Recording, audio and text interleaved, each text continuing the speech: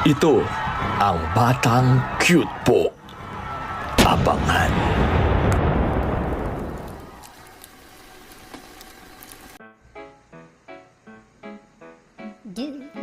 Tagal naman ito.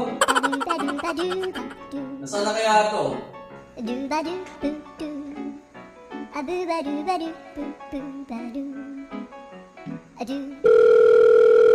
Hello?